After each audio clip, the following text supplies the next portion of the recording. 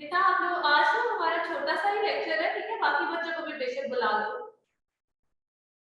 आप लोग भी बार बार सो रहे हैं। मैम जिनका वाइवा हो रहा है वो लीव कर सकते हैं। जी बेटे ऊंचा बोलो।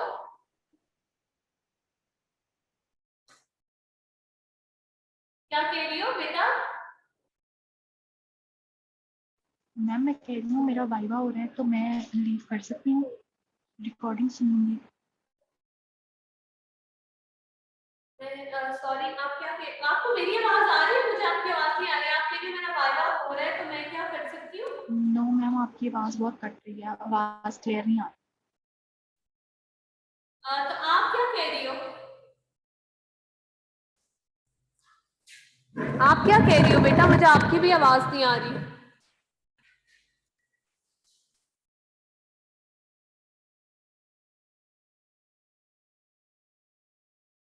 मेरी आवाज आ रही है?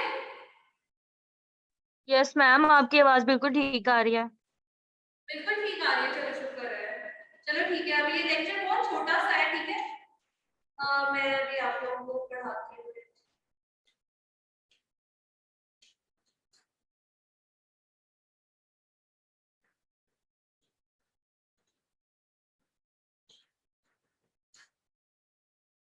बेटा बाकी बच्चों को भी कह दो कि वो ज्वाइन कर ले, ठीक है।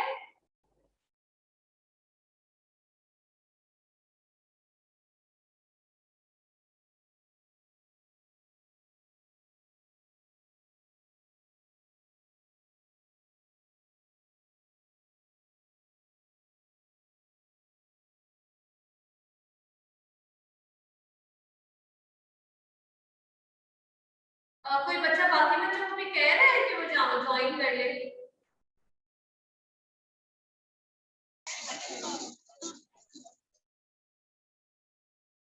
स्क्रीन नजर आ रही है? 10 patient safety tips for hospital. ये बेसिकली आज हमने पढ़ने और छोटा सा लेक्चर है 15 मिनट्स का, तो बाकी बच्चों से भी आप लोग कह दो कि वो ज्वाइन कर ले, ठीक है। Yes ma'am. अब बेसिकली आज हम लोग पढ़ेंगे 10 patient safety tips for hospitals, ठीक है। कि बेसिकली क्या ऐसे पेशेंट सेफ्टी टिप्स हैं हॉस्पिटल्स को जो फॉलो करने चाहिए, ठीक है। अब देखो कि मेडिकल एरर्स जो है वो आप ये देखो कि अगर मेडिकल एरर्स वगैरह अगर हो जाए हॉस्पिटल्स में या हेल्थ केयर सेटिंग्स में तो उनके काफी सीरियस कॉन्सिक्वेंसेस भी हो सकते हैं, ठीक है। अब ये देखो कि आप ये एक एजेंसी है, agency for health care research and quality, ठीक है। इसने क्या किया कि इसने बेसिकली काफी इस तरह के पॉइंट्स वगैरह बता दिए, इस तरह की टिप्स वगैरह दे दी है जिनकी वजह से हॉस्पिटल्स में कम इंसिडेंट्स वगैरह हो या कम इस तरह की चीजें हो जिनसे पेशेंट सेफ्टी जो है वो ब्रीच हो रही है, ठीक है। ये है AHRQ, agency for health care research and quality, ठीक है।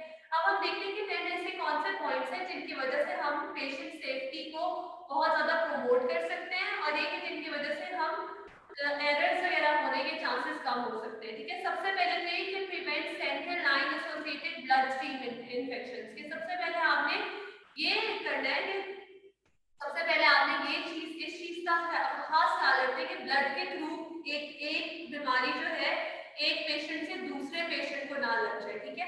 अब वो हम किस तरह मतलब अब ब्लड स्ट्रीम इन्फेक्शंस को हम किस तरह अवॉइड कर सकते हैं कि बेसिकली उसके लिए हमें कुछ स्टेप्स लेने चाहिए, ठीक है। फॉर एग्जांपल के लिए आप हर पेशेंट को चेक करने के बाद आप हैंड्स को वॉश करो, ठीक है। उसके अलावा आप फुल प्रिकॉशंस लेके पेशेंट्स को चेक करो और आप अपने पास ना कोई वो रख लो, कोई सैनिटाइजर या कोई डिसइंफेक्टेंट सी चीज रख लो जिससे आप हर दफा अपने हैंड्स को क्लीन करो हर पेशेंट के बाद, ठीक है। और ये कि आपने बेसिकली यही कोशिश करनी है कि आप बेसिक अगर आप ये क्योंकि आप देखो कि सबसे ज्यादा इम्पोर्टेंट ये है कि आपने ये कोशिश करनी है कि कोई भी बीमारी इस तरह की कोई भी कंटेजियस डिजीज है, कोई बीमारी है, उसको आप एक पेशेंट से दूसरे पेशेंट तक ना पहुंचाओ, ठीक है। तो ये डॉक्टर का फर्ज है कि वो हर पेशेंट के बाद अपने सफाई का ख्याल करे, अपने हाथ धोए और ये कि ये कोई भी डिजीज एक पेशेंट से दूसरे पेशेंट को ट्रांसमिट ना करे, ठीक है। दूसरा ये कि जब पेशेंट को discharge D engineer hospital discharges कि बेसिकली ये कोशिश करनी है, ठीक है। बेटा समझ आ रही है? मेरी आवाज आ रही है ना सही तरह से? बस ये पॉइंट्स हैं 10, ये मैं आप लोगों को आज बताऊंगी, ठीक है। दूसरा ये कि हॉस्पिटल से जब भी डिस्चार्ज करें ना कोई भी पेशेंट को तो उसमें ये है कि एक तो ये कि अच्छे तरीके से कोशिश ये करें कि दोबारा से उस पेशेंट को दोबारा से ना आना पड़े। अब उसके लिए उसको क्या करना चाहिए, डॉक्टर को चाहिए कि उस पेशेंट का प्रॉपर रिकॉर्ड बना के उसको भेजे, ठीक है। उसके अलावा ये कि एक नंबर वगैरह कोई दे दे हॉस्पिटल का जो उससे कंसर्न है, कि ताकि उस पेशेंट को दोबारा से मतलब ऐसा मसला ना हो कि खुदा ना खास्ता उसको दोबारा से आना पड़े, ठीक है। उसमें डिस्चार्ज करते हुए प्रॉपर जो है नोट्स बना के दे पेशेंट को कि मतलब आपने ये चीजें फॉलो करनी है और ये आपके रिकॉर्ड्स है, ताकि उस पेशेंट को दोबारा से चक्कर ना पड़े हॉस्पिटल में, ठीक है। और ये कि दोबारा से खुदा ना खास्ता उसको एडमिट ना होना पड़े। आवाज आ रही है मेरी बच्चों? बेटा आवाज आ रही है? कोई बता दे बीच में से। Yes ma'am.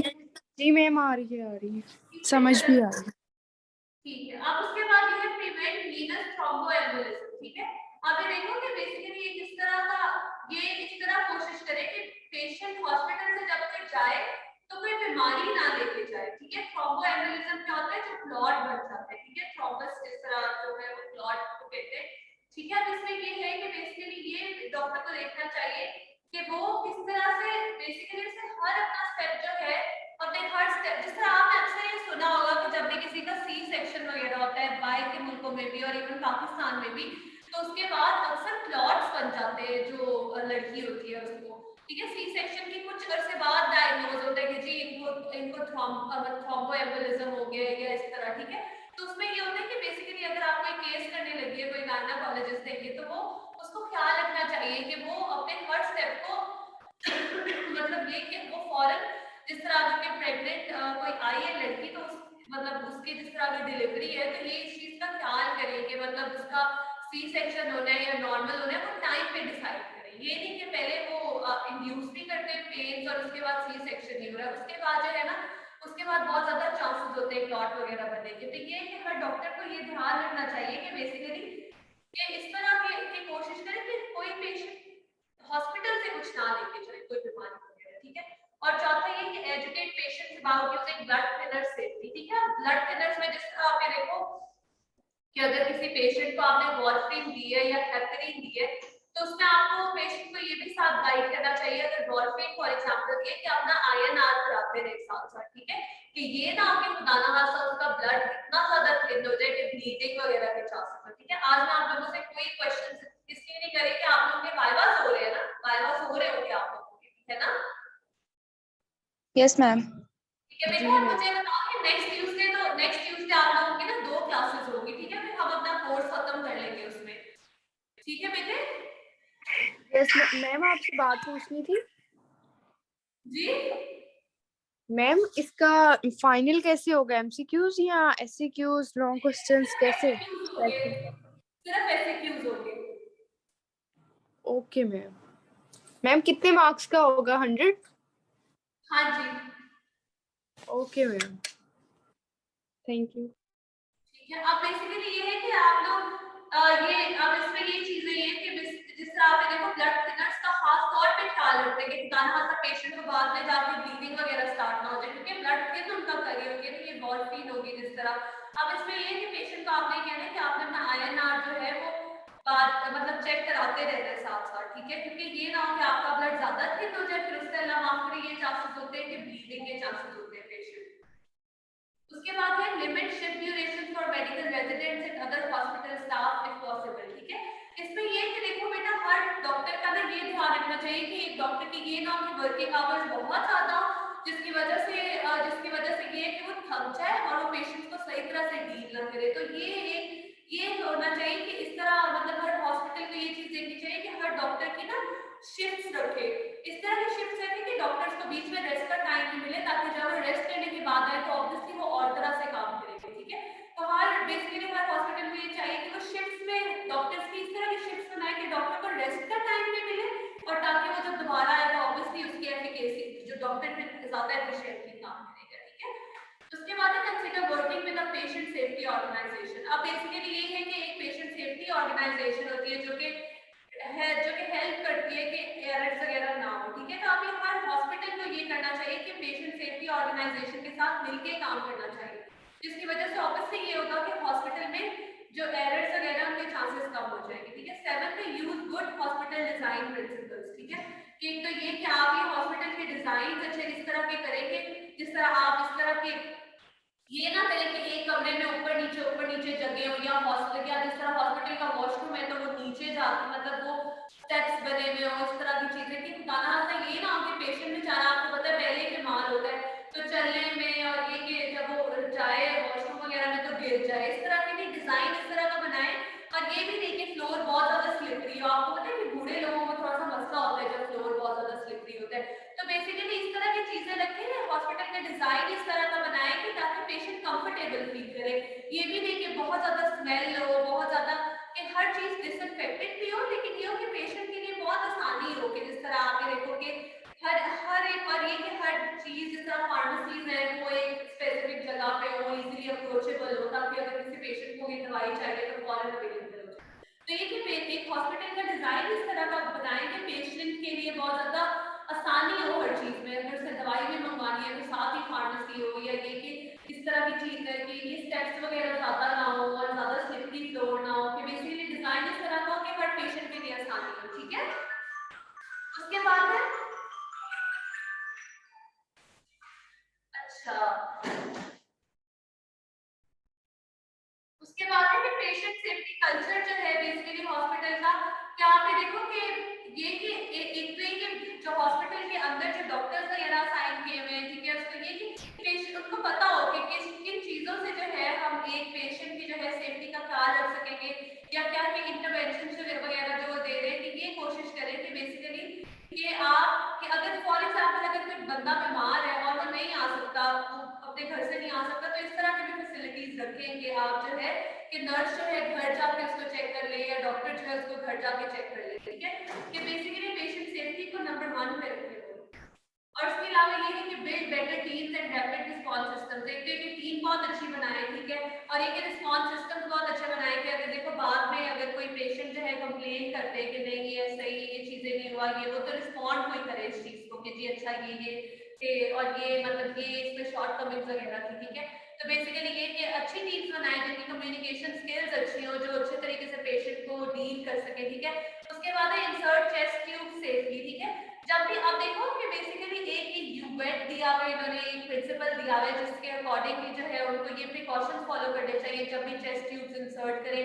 एक तो ये कि यू से बनता है यूनिवर्सल प्रिकॉशंस फॉलो करें, डब्ल्यू से बनता है कि वाइडर स्किन प्रेप, ई से है एक्सटेंसिव ड्रैपिंग और टी से है ट्रे पोजिशनिंग। बस आपको इनके नाम आने चाहिए, ज्यादा डिटेल में ना जाए, क्योंकि आप लोगों ने कौन सा चेस्ट ट्यूब जो है वो इंसर्ट कर लिया। ठीक है, उसमें बेसिकली यही है कि चेस्ट ट्यूब इंसर्शन में ये चीजें देखनी चाहिए कि कहीं जो है चेस्ट ट्यूब इंसर्शन में कोई गलती ना हो जाए। बस आप यूवेट याद रख लेना। ठीक है, यूवेट याद रख लेना कि यूवेट से क्या पता है कि universal precaution, wider skin prep, extensive draping और ट्रे पोजिशनिंग। ठीक है, ये इंपॉर्टेंट है चेस्ट ट्यूब इंसर्शन में। ठीक है, ये 10 बेसिकली प्रिंसिपल्स हैं, आपको इनके नाम आने चाहिए और ये के अंदर डिटेल्स फिर आप खुद भी लिख सकते हो। जब आपको आते होंगे ना प्रिंसिपल्स के, ये प्रिंसिपल्स थे, तो फिर आप खुद ही अंदर वाली चीज आप खुद भी लिख सकते हो। ठीक है, ठीक है बेटे। Yes, ma'am.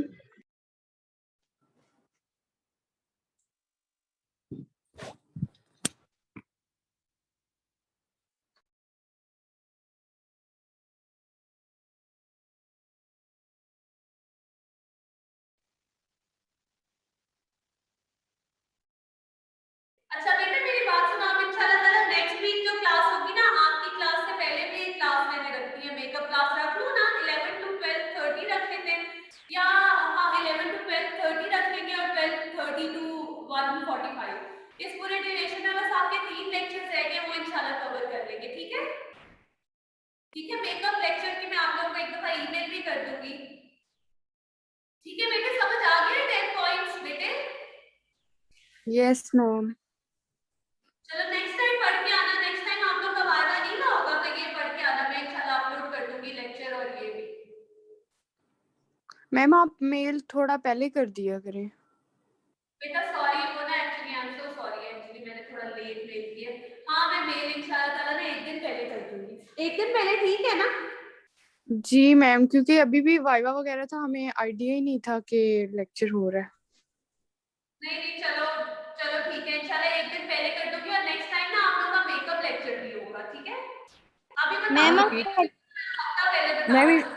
मैम इसकी रिकॉर्डिंग लेक्चर की। हाँ रिकॉर्डिंग भी कर दूंगी, इसकी भी रिकॉर्डिंग कर दूंगी, पिछले लेक्चर की भी रिकॉर्डिंग कर दूंगी और पिछला ये दोनों यस मैम, चीजें पिछले लेक्चर्स मैम पिछले जी मैम। लेक्चर्स आपने कितने रिकॉर्ड किए हुए हैं? बेटा मुझे नहीं याद, आज जाके देखती हूँ, ओके मैम। कोशिश करती आज ना कोशिश करूंगी कि सारे कर दूं, ठीक है, ताकि आप लोग आराम से आगे जब इसका वो तो पढ़ लो।